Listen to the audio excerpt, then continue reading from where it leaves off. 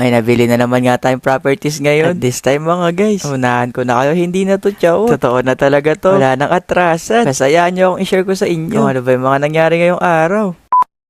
Ngayong araw nga may importante akong lakad na pupuntahan. At yung lakad nga na yun mga guys ay para din talaga sa magulang ko. Sa mga oras nga na yun mga guys, sabi ko kay mama, may kikitain lang ako. Pero di niya alam, bibili na ako ng lupa. Pero sa isip-isip ko, maghintay ka lang ma, magiging donya ka na. Chot! Ayoko din kasi talagang ipayos yung buong bahay. Kasi etong bahay nga na to, dito din talaga ako nagsimula. At dito din lumaki. Kaya sobrang dami ding memories. Katulad nga ng tindahan. Tapos yung pinto ko saan ako lagi lumalabas. Kaya di talaga pwede mapalit yun. Kasama ko na din pala si Kuya JP. Siya mag-aayos sa future house namin. Kaya excited na din kami ni ate kung ano pa yung mangyayari sa susunod na araw. Yung isa din kasi sa pangarap namin ni ate mga guys, na bago nga kami magkaroon ng pamilya, yung bang maibigay din namin yung sacrifice nila simula bata pa lang. Dumiretso din pala ako sa malapit na bangko para makakuha ng pambayad kay seller. At shoutout ko na pala si na madam na lagi nanonood ng vlog. At eto nga meron pa silang pa-sandwich. Kaya 10 over 10. Kaya pagkatapos ko nga sa bangko mga guys, dumiretso na din kami dito sa office ni Kuya JP. Sa totoo lang, sobrang tagal na din talaga namin pinaplano yung bahay. Kaya sobrang excited na din ako mga guys. Kasi isasama ko din kayo sa journey ko na yun.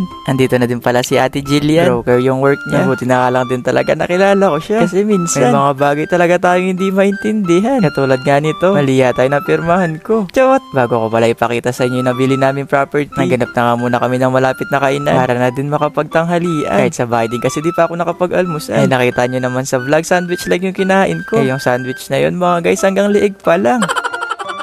Pero seryoso mga guys, ang layo na pala natin sa dati. Kasi noon nga, pangarap ko lang din makakain sa restaurant. Kahit sa fast food, madalang lang din ako makakain noon. Kasi tinitipid ko yung baon ko sa school. Kaya madalas, totobits yung madalas natin kainin. Masarap din naman yun. Yun nga lang, paminsan-minsan lang dapat. Kaya sobrang thankful din talaga kami ni ate kay Lord. Kasi pina-experience na sa amin to. Kaya pagkatapos nga kumain, pupuntahan na natin yung nabili nating properties. Hindi ko na din pala nilayuan sa bahay. Sa Pampanga lang din. Baka ma-homesick ako. Chot! Habang pinagmamasan ko nga yung mga bahay dito, mga guys, sobrang namamangha ako kasi sobrang ganda lahat. Mukhang nakakahiya yata magtayo ng sari-sari store dito sa loob ng subdivision. Pero dito nga sa loob mga guys, halos moderno dun yung mga bahay. At karamihan nga sa lahat, yung mga design nga ng bahay pang American na. Kaya sobrang ganda rin pagmasdan ng mga bahay. Pero bago ko nga kayo dalhin sa properties na nabili ko mga guys, ililipot ko na nga muna kayo dito sa clubhouse. Sobrang ganda nga dito, sobrang lawak din. Baka kapag nag-birthday ako, dito ko na lang din gagawin. At kapag dito na ako nakatira mga guys, baka makita nyo na lang din ako nag-aalaga ako ng aso kahit hindi naman ako dog lover. Chot! Meron din silang swimming pool dito. Sobra ko din talaga nagustuhan. Di ba yung pangarap kong bahay may swimming pool? Kahit hindi ko napalagyan yun, may swimming pool na din naman dito. Meron din playground. At yung isa ko pa nga nagustuhan, meron silang basketball court. Kahit di naman talaga ako naglalaro mga guys. Pero baka maglalaro na ako ngayon. Yan nga lang, baka tawagin ako sa Sakuragi dito. Chot! Pero dito na nga tayo sa exciting part mga guys, na kung saan nga, eto na yung nabili nating lupa. Kaya thank you Lord, kasi may bago na naman tayong properties.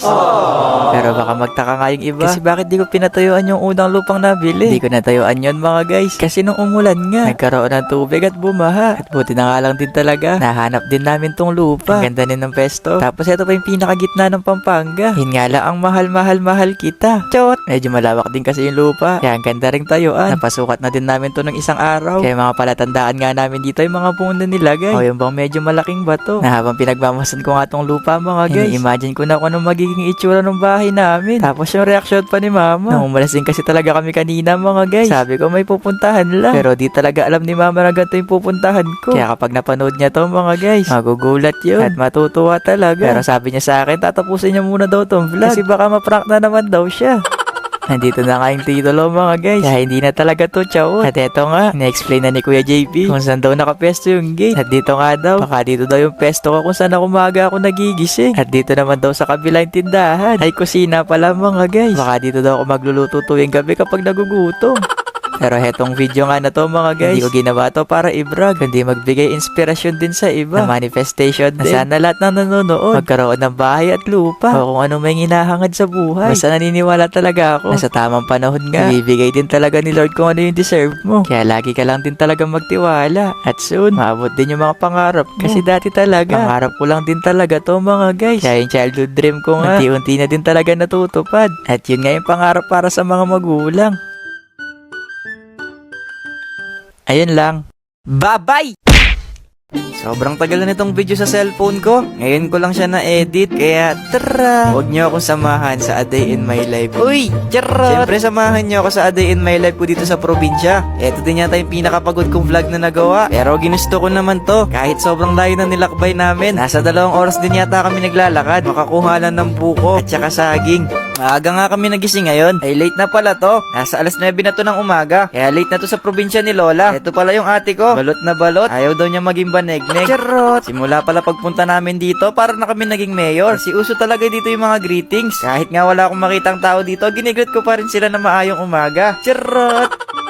Kasama din pala namin ngayon yung mga pinsan namin sa probinsya. Buti na nga lang day off ni Manong Kenneth ngayon. Kasi sasamahan niya kami manguha ng buko at saka saging sa taas. Pupuntahan din pala namin ngayon si Ate Rod. Kasi siya talaga nag-aya na manguha ng saging tsaka buko. Karating nga namin nakabihis na siya. Maglalagaw-lagaw daw siya. Akala nga niya hindi na kami tuloy. Kasi late na daw kami dumating. Alas 7 kasi yung usapan namin. Kaya akala niya hindi na tuloy. Buti na lang talaga naabutan pa namin siya. Kasi siya talaga yung aakyat sa puno ng buko mamaya. Charot! Palit na nga ng OOTD si Ate Rod. Kasi tuloy na tong paglalakbay namin. Nagbaon pa nga siya ng itak. Kasi dati daw siyang Girl Scout. Pero hindi siya nagbaon ng tubig. Bahala na mamaya. Basta may madaanan lang kaming ilog. Pwede na kaming uminom doon. Charot! Sunod nga namin pinuntahan si Sari. Kaso nga lang wala si Sari, nakikipaglaro daw. Kaya pinatawag ko talaga siya. Kasi sabi niya kahapon gusto daw niya sumama. Kaya sinama ko na lang din siya kahit medyo malayo. O ikaw, gusto mo bang sumama? Tara! Sumama ka manood dyan. Fiesta din pala kina Sari. Kaya bawat nadadaanan namin, sumasayaw kami ng baile. Kasi sobrang lakas din ng tugtog. Tuwing gabi daw ginaganap dito yung baile. Kaso nga lang hindi kami pinapayagan ni Lola. Baka daw masaksak kami dito. Charot! Simula pala pagpunta ko dito sa probinsya ni Lola, ang dami kong nagawa. At totoo pala yon, no? Kapag pala talaga walang wifi, marami kang magagawa sa isang araw. At saka dito sa probinsya, sobrang simple lang kanilang pamumuhay. Kaya ang sarap din tumira dito. Kasi parang ang layo mo sa problema. Kahit sobrang bigat ng pakiramdam mo, kapag naranasan mo yung mga gantong bagay, bigla na lang mawawala. Pero pag uwi mo nandun ulit, chawot! May nabasa pala ako nag-comment. Bakit daw parang wala akong problema? Meron din naman ako mga problema. Naka-only me nga lang.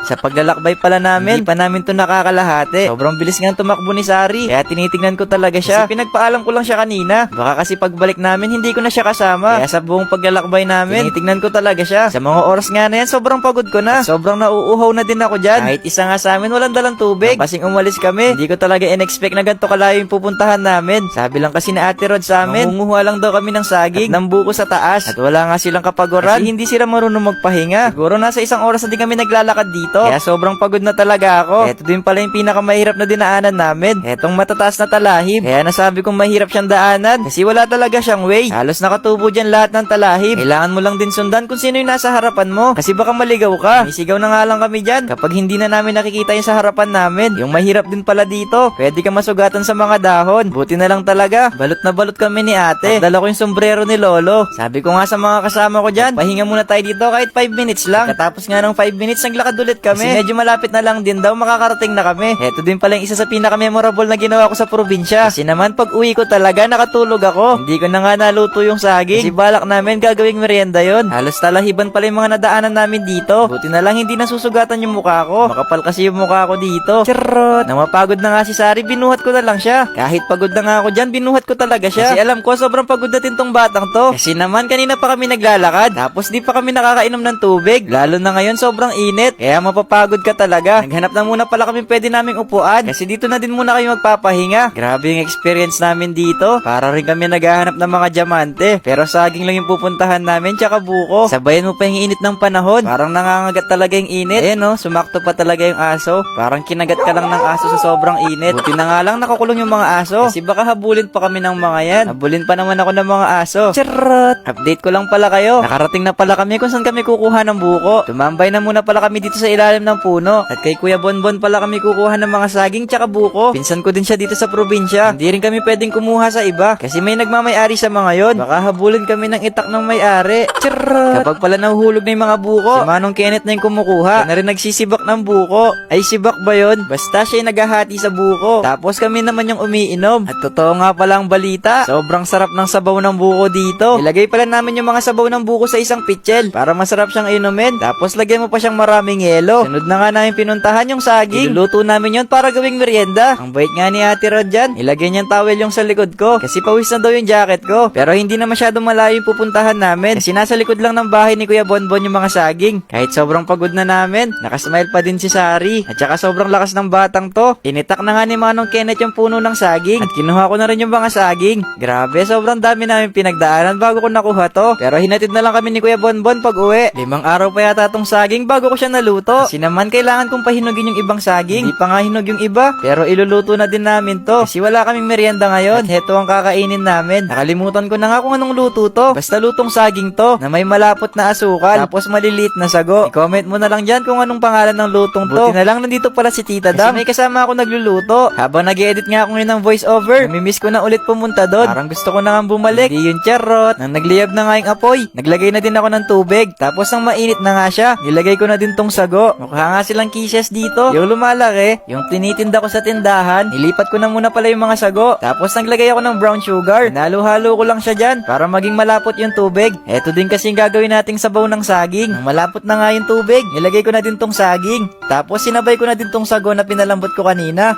Ng mga ilang minuto lang din, medyo luto na din siya. Tapos kinuha na din namin. Sobrang sarap nga nitong saging. Malalasahan mo talaga na pinaghirapan siya. Charot! Yun nga lang, yung iba matigas pa. Pero pwede na yan. Gutom na din kaming lahat na nandito. At nang matapos na nga siyang lutuin, pwede nyo na akong ulamin. Charot! Sobrang sarap niya mga guys. Kaya itry nyo na din. Pero heto, para sa'yo to. Isang kagat lang ha. Isa lang.